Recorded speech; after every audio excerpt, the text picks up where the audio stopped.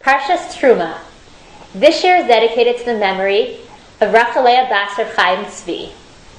This and next week, we discuss the Mishkan. God commands Moshe to build a Mishkan, to build a tabernacle for the Jewish people. Last year we discussed the Shulchan, the table that Moshe was commanded to build. This year I'd like to discuss a different part of the Mishkan, the krashim, the beams that form the walls of the Mishkan. So let's begin. We are in chapter 26, verse 15. Va'asita et ha-krashim la-mishkan, and you should make the beams for the tabernacle, atzei shitim omdim, shitim wood standing erect. We have our first question here. God commands Moshe to make the walls, to make the beams of the Mishkan out of shitim wood which is standing. I know that some Chumashim translate shitim wood as acacia wood, which some explain as actually, others just say that shitim is a type of cedar wood. We're commanded to make atzei shitim omdim, shitim wood which is standing. What does this mean? Why does the Torah add in the word standing? Why not just say the materials that you make the beams should be shitim wood, right? That the pasuk will then say va'asita, and you should make the beams of the Mishkan shitim wood. Why add the word standing? That's our first question. And our second is, why does the verse say, and you shall make the beams, va'asita et ha-krashim? Except for one other instance, whenever it talks about the different parts of the Mishkan, it does not have the definite article the or hey ha-yedi'ah before that. God says va'asita menorah, and you should make a menorah. But here it doesn't say va'asita menorah, you should make the menorah. Va'asita menorah zahav tahor, you should make a menorah out of pure gold. Rather it says, and you should make the beams. Why the definite article the? So let's look at Rashi. Rashi verse 15. Va'asita et ha-krashim, and you shall make the beams. Hayala lomar va'asita krashim. It should have said, and you should make beams, right? Without the definite hey ha-yedi'ah, the. K'mashna amar b'chol davar b'davar, as it says in every other thing that's discussed in the construction of the Mishkan. Mal ha-krashim, what is meant by the beams? Me'otan ha'omdim u'mechadim lekach, from those that have been standing as designated for this purpose. Yaakov Avinu nata arazim b'Mitzrayim.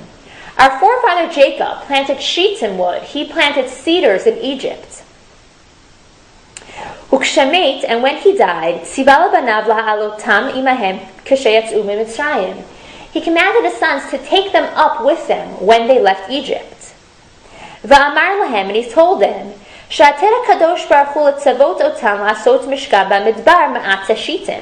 that in the future, God will command them when they are in the desert to build a tabernacle out of this shitim wood. See to it that you have them ready in your hands.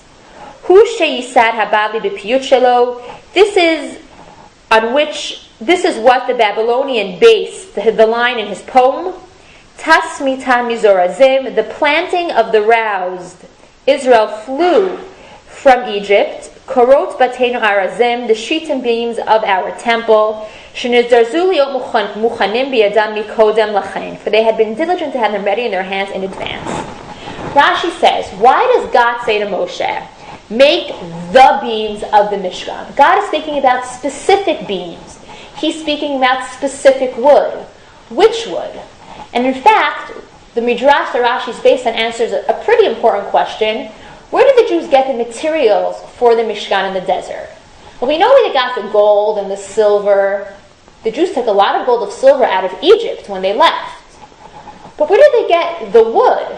I mean, we don't really see cedar forests growing in the desert. The desert is a barren land. If anything, all it has is some scrub and small bushes. We don't have small cedar trees. What are they doing in the desert? What the Midrash says is that they were not indigenous to the desert. Rather, Yaakov, our forefather, foresaw through prophecy that God would command the Jewish people to build a Mishkan, to build a tabernacle in the desert. And he planted shitim wood. He planted cedars.